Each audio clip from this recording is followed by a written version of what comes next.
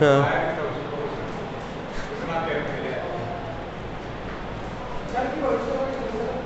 अच्छा चलो जवानों, आज हम लोग इक्वेशंस ऑफ मोशन का कैलकुलस मेथड से डेरिवेशन देखेंगे। बहुत ही छोटा सा है, बहुत ही हल्का सा है। देखो क्या है, फर्स्ट इक्वेशन ऑफ मोशन का डेरिवेशन कर रहे हैं हम लोग। क्या हमें मालूम है एक्सेलरेशन को हम लोग लिख देते थे dv/dt? सुना है कभी आपने? देखो झूठ मत बोलना, सही से बताना।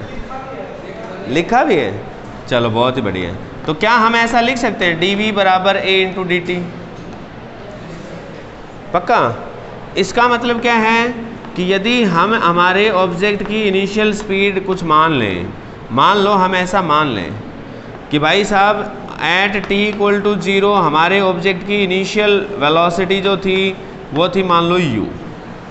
Eight t equal to 0 initial velocity, पूरा लिख दूं क्या? इनिशियल वेलोसिटी थी u, ठीक है। और कुछ समय t पर at t equal to time t हमारे ऑब्जेक्ट की जो फाइनल वेलोसिटी है वो मान लो v। क्या लिखा मैंने? At t equal to 0 final velocity is v। तो हम यदि यहाँ इंटीग्रेट कर दें t इक्वल टू 0 से t तक, तो यहाँ u से v तक इंटीग्रेशन हो जाएगा। तो हम यहाँ पर dv का इंटीग्रेशन क्या लिखेंगे बेटे? v। इंटीग्रेशन की लिमिट u से v। यहाँ पर a कांस्टेंट है, ध्यान रहे हमने मानना है our object is moving with some acceleration and the acceleration is constant, ठीक है। वैल्यू है उसकी a। तो टाइम का इंटीग्रेशन करोगे तो t आएगा, लिमिट पुट कर दोगे 0 से t। तो जवानों इंटीग्रेशन में क्या बताया था? अपर लिमिट माइनस ये लोअर वैल्यू पुट करो इक्वल टू a, ऐसे ही upper limit minus lower limit, कुल मिलाकर कितना आ गया? v माइनस यू बराबर a इंटू टी। इसका मतलब v equal to u plus a t. बताओ समझ आया कि नहीं है? यस और no?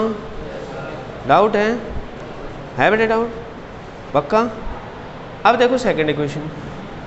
Second equation of motion का क्या फंडा है? क्या हमें पता है v को हम क्या लिख सकते हैं? ds/dt। It is the velocity at some time t। It is not the initial velocity, the velocity at some time t। It is the rate of change of displacement. Yes और no? ये rate of change of displacement है।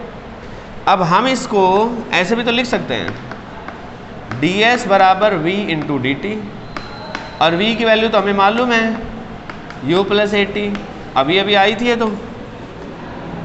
Yes और no? तो ये value यहाँ पर रखेंगे तो क्या हो जाएगा? ds will be equal to बेटे u plus a into t into d t, और ये क्या आ जाएगा? इसका इंटीग्रेशन। यस और नो? तो जब इसका इंटीग्रेशन करेंगे तो हम मान लेते हैं कि भाई किसी समय 0 से t तक इंटीग्रेशन करना है। जब 0 पे था उस समय इसकी डिस्प्लेसमेंट थी नहीं, बाद में इसकी डिस्प्लेसमेंट हो गई s। कभी कभी हम s1 से s2 भी कर देते हैं यदि वो पोजीशन की बात करता है, तो पहले s1 पोजीशन पे था, अब s2 पोजीशन पे है। Yes no? तो भाई ये आ जाएगा इंटीग्रेशन इसका s, इसकी लिमिट 0 से s है, और ये क्या हो जाएगा? u प्लस, अच्छा u का इंटीग्रेशन क्या आएगा? u into T plus a into T square बटा 2, क्योंकि t का इंटीग्रेशन क्या आएगा? t की पावर 2 डिवाइड बाई 2। इसमें लिमिट पुट कर दोगे 0 से t तक, लिमिट पुट करोगे बेटे तो आंसर यही आ जाएगा ut plus half a T square. ये सेकेंड इक्वेशन ऑफ मोशन। अब बताओ समझ आया कि नहीं आया?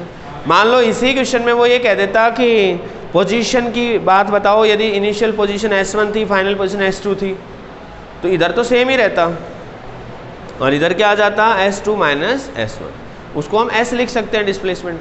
भाई पहले अभी एग्जांपल दिया था मैंने, एक बंदा यहाँ खड़ा है, दूसरा यहाँ खड़ा है, जैसे अभी क्वेश्चन था पिछला अपना, ऑब्जेक्ट शुरू में 0 पर था ही नहीं, 60 पर था, तो ऐसे इनिशियल पोजीशन कुछ हो सकती है। यस और नो? नहीं आया बेटे समझ में? अरे आया नहीं आया? क्या ना अभी हमने बेटे u जो था इसको ऐसे लिख सकते हो ना, u into d T plus a into t into d T.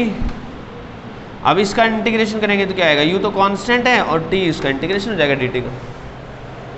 ऐसे ही यहाँ पर करेंगे तो a तो कांस्टेंट है और t का इंटीग्रेशन क्या होगा, t की पावर 2/2।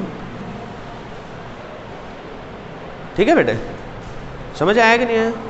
अब बात आती है थर्ड इक्वेशन की। एक बार पहले और दूसरी लिखो, फिर थर्ड कराता हूँ। लिखो बेटे, शाबाश।